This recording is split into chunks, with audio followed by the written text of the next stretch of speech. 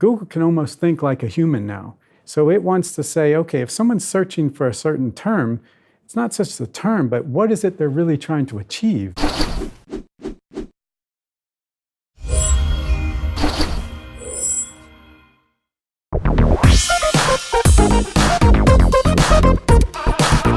Dan, thank you very much for coming into our studio today. It's always an absolute pleasure to have you here. We always have some really fascinating topics, and that doesn't stop today. First off, how are you? I'm doing great, and thank you for having me. You're welcome. So, something that always gets thrown about, but people don't tend to dive into and learn how effectively to use it themselves, is SEO, search engine optimization.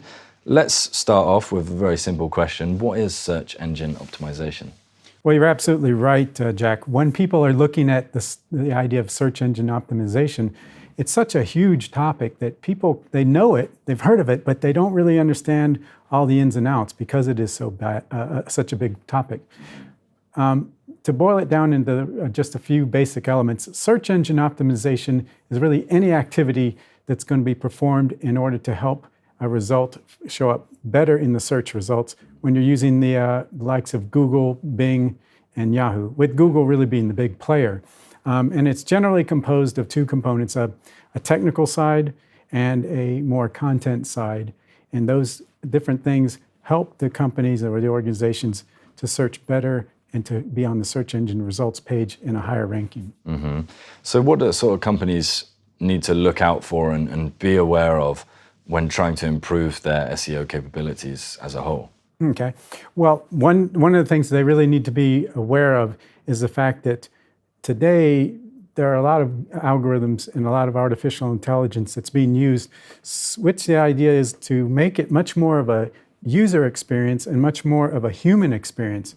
The difference is, and we can touch on that a little bit more, but the difference is the businesses today, they have to be looking at what people are doing on Google in order to be found. It's almost to the point where if you're not producing good content, you don't have links and you don't have good, rich content as far as looking at the relevancy of what people are searching for, it's very difficult to rank unless you go into a paid environment, which is different than search engine optimization. Yeah.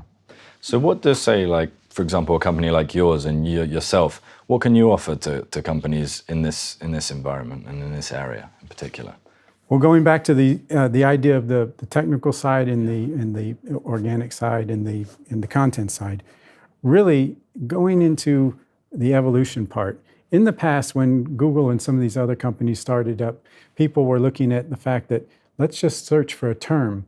And what people are looking for now, instead of just a term, is they're looking for the best experience. That's what Google's really looking to help people solve. What's the best experience they can get? So companies like my company and other people that help in SEO, what they really need to know is they have to understand what Google, because Google's a big player. I mean, there are other players such as Bing and Yahoo, but really understanding what it is that Google and the other search engines are looking for.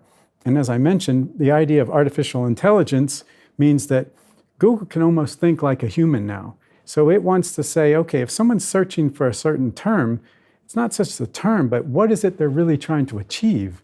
And so what companies like what I will do is I'll take a look at the different keywords that people are using, the different phrases, and then correlate that with the content that needs to be produced.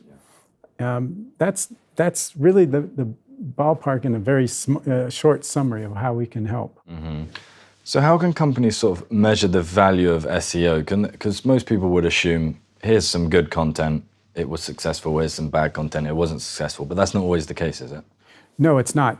The best way that they can measure it is having someone who's really strong in Google Analytics. That's one key, because what Google Analytics does is it takes the information on the web page and it helps to break down where the traffic's coming from, what sorts of things are being brought into that's causing a user, what's the user demographic, where are they coming from, what are they searching for, all these different things. So when you look at to see what it is that somebody's actually trying to achieve, you have an idea of how good is your content. Well, did you did your content produce the result that you want?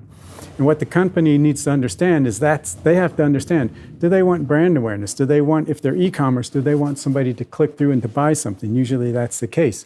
But whatever the goal is for that company, in order to improve the ROI, you have to look at what it is that the traffic that's coming to your site, what is happening from that point to get you where you want it to go. And then you have to measure that and you have to test it.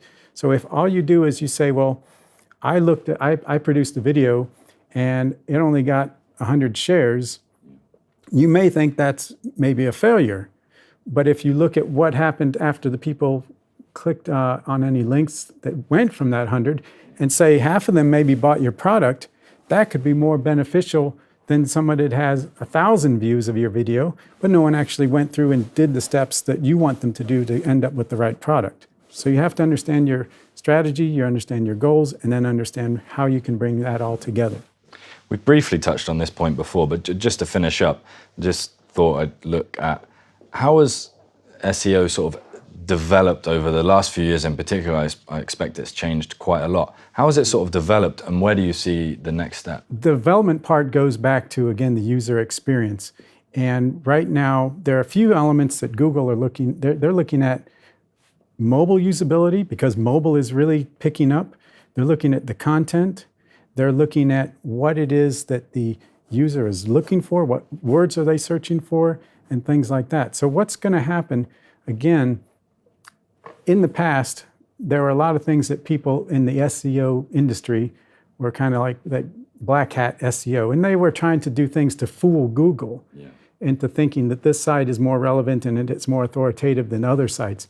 That doesn't work anymore. There really aren't shortcuts.